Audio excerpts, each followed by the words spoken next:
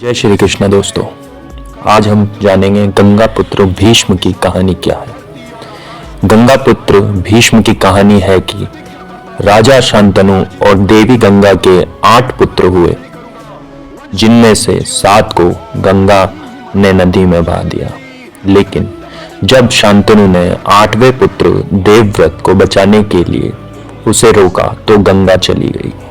देवव्रत को बाद में गंगा ने शिक्षा दी और एक भयानक प्रतिज्ञा ली कि वे जीवन भर विवाह नहीं करेंगे और हस्तिनापुर के सिंहासन के रक्षक रहेंगे, जिससे उन्हें भीष्म नाम मिला।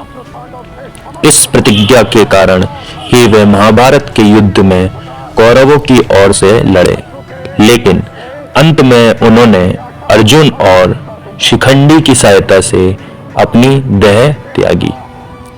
राजा शांतनु को गंगा से प्रेम हुआ और उन्होंने विवाह की इच्छा जताई। गंगा ने एक शर्त रखी कि शांतनु उन्हें किसी भी काम से नहीं रोकेंगे और जब तक राजा रोकेंगे नहीं तब तक वे नदी में बहाए जाने वाले अपने बच्चों को नहीं छोड़ेगी। गंगा ने अपने 8 पुत्रों को नदी में बहा दिया, लेकिन जब 8वां पुत्र देवव्रत बहाने ले गई तो शांतनु ने उसे रोक लिया। अपनी शर्त टूटने पर गंगा ने शांतनु को त्याग दिया और देवव्रत को अपने साथ ले गई।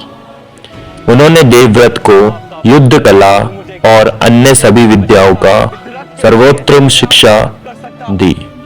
जब देवव्रत युवा हो गए तो गंगा ने उन्हें राजा शांतनु को लौटा दिया।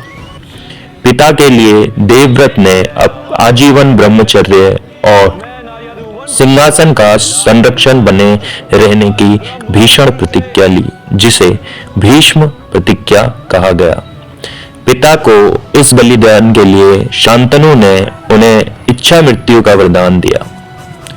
अपनी प्रतिज्ञा का पालन करते हुए भीष्म ने हस्तिनापुर के सिंहासन के संरक्षण के रूप में कौरवों का साथ दिया और महाभारत युद्ध के पहले 10 दिनों तक उनके सेनापति रहे।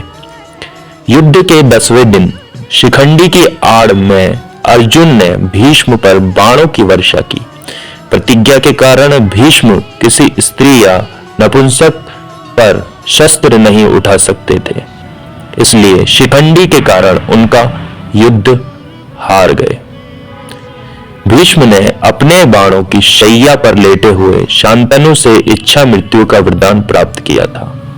महाभारत युद्ध के समाप्त होने के बाद उन्होंने शैया से अपने प्राणों को त्याग दिया। आपको वीडियो अच्छी लगी हो तो आप कमेंट, लाइक, सब्सक्राइब करना मत भूलिएगा मेरे चैनल को। धन्यवाद।